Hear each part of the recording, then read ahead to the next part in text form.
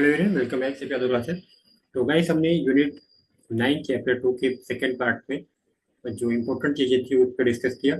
इसके बाद हम भारत में मानसिक स्वास्थ्य के लिए कौन कौन सी नीतियां हैं, कौन कौन से कानून हैं, उन पर डिस्कस करेंगे डिटेल से, है ना। तो आइए एक एक करके देख लेते हैं। सबसे पहले हम देखेंगे विश्व विकलांग रिपोर्ट 2010 सहित कई रिपोर्टों में मानसिक अस्वस्थता और गरीबी के बीच परस्पर संबंध को स्पष्ट किया गया है। यानी कि विश्व विकलांग रिपोर्ट 2010 के अलावा अन्य बहुत सारी रिपोर्टों में जो है मानसिक अस्वस्थता यानी कि मेंटल डिसेबिलिटी और गरीबी के बीच परस्पर संबंध को स्पष्ट किया गया है, जिसके मुताबिक मानसिक रूप से अक्षम लोग सबसे निचले स्तर पर पाए जाते हैं। ठीक है, तो ये विभिन्न रिपोर्टों में निकल कर आया है। उपरोक्त बात को ध्यान में रखते हुए भारत सरकार मानसिक स्वास्थ्य की समस्या को लेकर बहुत सजग है और मानसिक स्वास्थ्य से संबंधित समस्याओं से निपटने के लिए विविध प्रावधान कर रही है, विविध कार्यक्रम चला रही है, विभिन्न प्रकार की नीतियां बनाई जा रही हैं, बहुत सारे अधिनियम आए गए हैं, लाए गए हैं और योजनाएं बनाई गई हैं, जिनके माध्यम से मानसिक स्वास्थ्य को टैकल करने की कोशिश की जा रही है।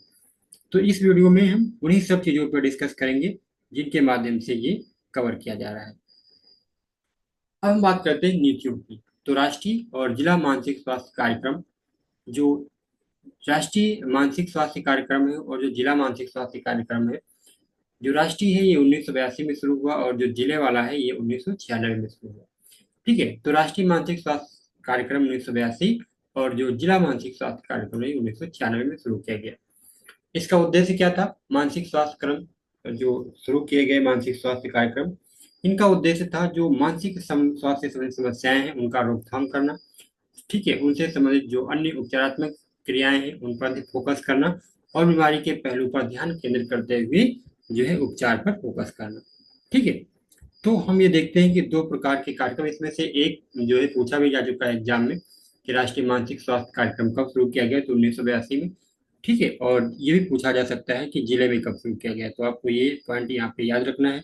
ठीक है, तो इस प्रकार हम देखते हैं कि जो नीतियां हैं वो भारत सरकार द्वारा बहुत पहले से शुरू कर दी गई हैं।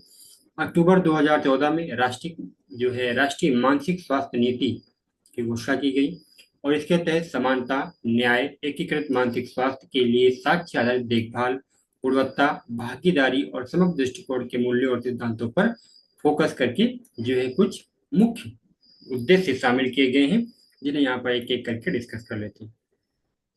सबसे पहले यहाँ पर बताया गया है जो इस नीति के लक्ष्य हैं और उद्देश्य हैं। इसमें बताया गया कि एक व्यक्ति के जीवन भर मानसिक स्वास्थ्य समस्याओं से जुड़े संकट, विकलांगता, बहिष्करण, रुग्णता और समय से पहले मृत्यु दर को कम करने के लिए प्रावधान करते हैं। ठीक है, तो कितनी इंपॉर्टेंट बात यहाँ पर डिस्कस की गई है। साथ ही यहाँ पर बताया गया कि देश में मानसिक स्वास्थ्य की समझ को बढ़ाना, ठीक है, जागरूकता फैलाना, मानसिक स्वास्थ्य देखभाल तक सार्वभौमिक पहुंच प्रदान करना, ठीक है, कमजोर समूह के लिए मानसिक स्वास्थ्य सेवाओं तक पहुंच बढ़ाना, आत्महत्या और आत्महत्या के प्रयास की जोखिम और घटनाओं को कम करना, मानसिक स्वास्थ्य समस्या वाले व्यक्तियों के अधिकारों और सम्मान और नुकसान से सुरक्षा सुनिश्चित करना और मानसिक स्वास्थ्य समस्याओं से जुड़े कलंक को कम करना। ठीक है, यानी कि जो व्यक्ति मानसिक स्वास्थ्य समस्याओं से ग्रसित है, ऐसे व्यक्तियों के अधिकारों का सम्मान करना, अधिकारों की रक्षा करना और जो उन्हें नुकसान हो रहा है इन इन सब चीजों के कारण उनके नुकसान को सुरक्षा को सुनिश्चित करना। ठीक है, जो उनके नुकसान है, ठीक है, उन सब चीजों पर फोकस करना, नुकसान से सुरक्षा सुनिश्चित करना, ये सब चीजें इसके अंतर्गत बताई गई हैं। मानसिक स्वास्थ्य के लिए कुशल मानव संसाधनों की उपलब्धता और वितरण पर भी ध्यान देना। ठीक, उपरोक्त के अलावा तो नीति तो बनाई ही गई। ठीक है, साथ ही मानसिक स्वास्थ्य अधिनियम 2017 में लाया गया। ठीक है, तो दो चीजें आपको याद रखना है। अगर प्रश्न बनता है कि मानसिक स्वास्थ्य नीति कब आई है, ठीक है, तो मानसिक स्वास्थ्य नीति कब आई है, आप देख रहे हैं कि मानसिक स्वास्थ्य नीति 2014 में आई है।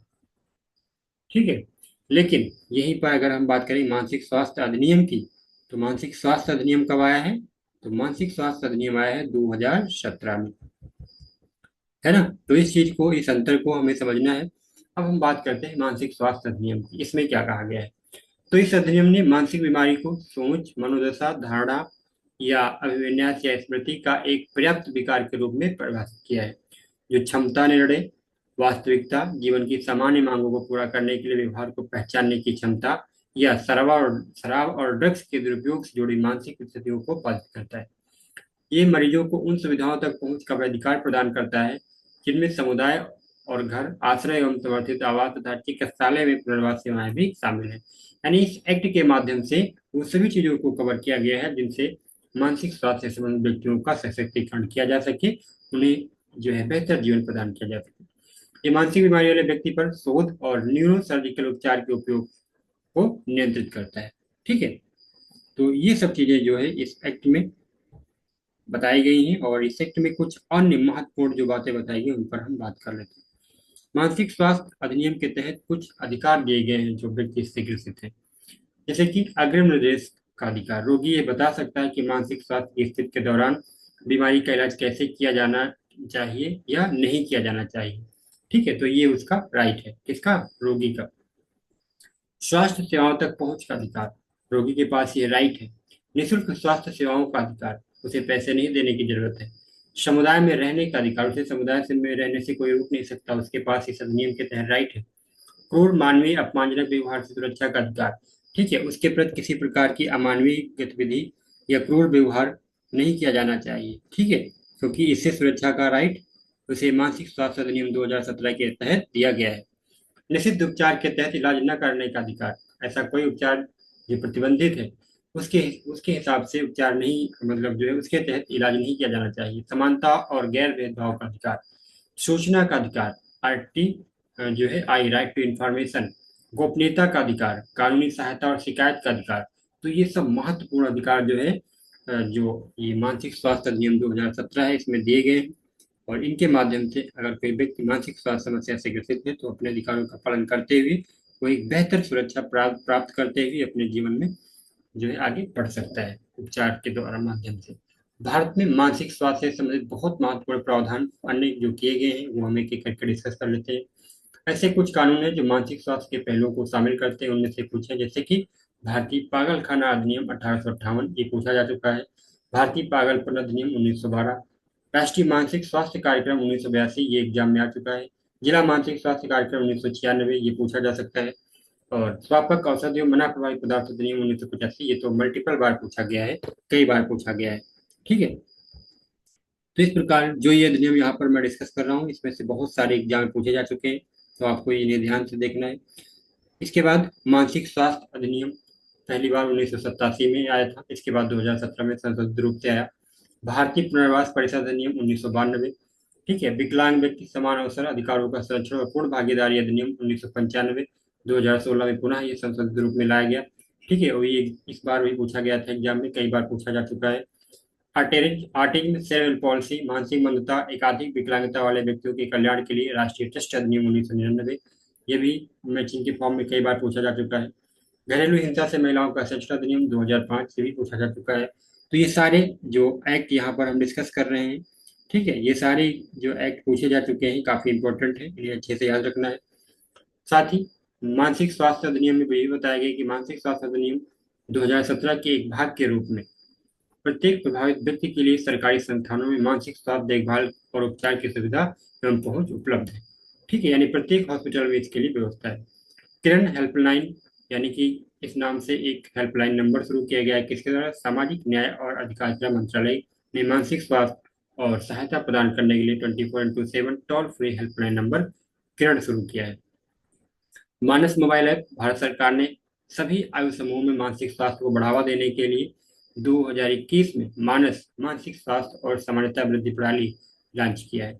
ठीक है, तो सरकार विभिन्न माध्यम से, विभिन्न कार्यक्रम के माध्यम से, नीतियों के माध्यम से, अधिनियम के माध्यम से, ठीक है, प्रोग्राम के माध्यम से मानसिक स्वास्थ्य को बढ़ावा देने के लिए प्रयास कर रही है।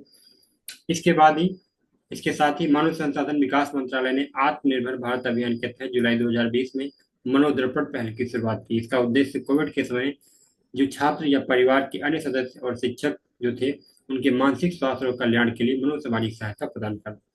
राष्ट्रीय टेली मानसिक स्वास्थ्य कार्यक्रम 2022 शुरू किया गया है। फोन के माध्यम से विभिन्न प्रकार की सहायता प्रदान की जाती है। विश्व मानसिक स्वास्थ्य दिवस, काफी इंपॉर्टेंट जो दिवस है, ये कई बार एग्जाम में पूछा जा चुका है। विश्व मानसिक स्वास्थ्य दिवस जो है 10 अक्टूबर को प्रत्येक वर्ष मनाया जाता है। ठीक है, और 2023 सॉरी 2023 में यह दिवस मनाया गया है। मानसिक स्वास्थ्य एक सार्वभौमिक मानवाधिकार है। ये इसकी थीम है। 1992 को world federation of for mental health द्वारा विश्व मानसिक स्वास्थ्य दिवस जो है मनाने की शुरुआत की गई। ठीक है। अगर हम 2024 की बात करें तो 2024 में भी मानसिक स्वास्थ्य दिवस 10 अक्टूबर को ही मनाया गया है। और इसकी थीम 2024 में इसकी थीम है कार्यस्थल पर मानसिक स्वास्थ्य। और इस थीम का उद्देश्य क्या है? इस थीम का उद्देश्य स्वास्थ्य और कार्यस्थल के बीच के संबंध को उजागर करना है ना। तो इस प्रकार जो है इस चीज को हम समझ सकते हैं। आइए कुछ अन्य महत्वपूर्ण चीजें यहाँ पर हैं वो भी डिस्कस कर लेते हैं। राष्ट्रीय मानसिक जांच एवं स्नायु विज्ञान संस्थान national institute of mental health and neuro sciences 1974 में इसकी स्थापना बेंगलुरु स्थित एशिया के समन्वित मानसिक संस्थानों में से एक है। ठीक है। तो इस प्रकार हमने देखा मेंटल हेल्थ से संबंधित बहुत सारी महत्वपूर्ण चीजें जो थी हमने डिस्कस किया। साथ ही यहाँ पर आपको ये बता दें कि हमारे फाउंडेशन बैच यूजीसी नेट के लिए ठीक है शुरू हो चुके हैं दिसंबर तक के लिए, यानी कि दिसंबर के लिए बैच शुरू है। और साथ ही जून 2025 के लिए ठीक है यूजीसी नेट जून 2025 के लिए भी अगर आप एडमिशन लेना चाहते हैं तो ले सकते हैं। अच्छा टाइम मिल जाएगा आपको। ठीक है। क्रैश कोर्स भी अवेलेबल है। साथ ही आप टेस्ट सीरीज भी ज्वाइन कर सकते हैं। दोनों मीडियम में पेपर वन में भी अवेलेबल है। तो ये विभिन्न प्रकार की जो हमारी जो कार्यक्रम चलाए जा रहे हैं आप लोगों के लिए आप उनका लाभ ले सकते हैं। ओके। और वीडियो में अगर आपको स्पीड कम लगती है तो आप स्पीड को 1.5 या 1.2 यानी 2 पे भी देख सकते हैं। ठीक है। तो इस प्रकार आप मैनेज कर सकते हैं।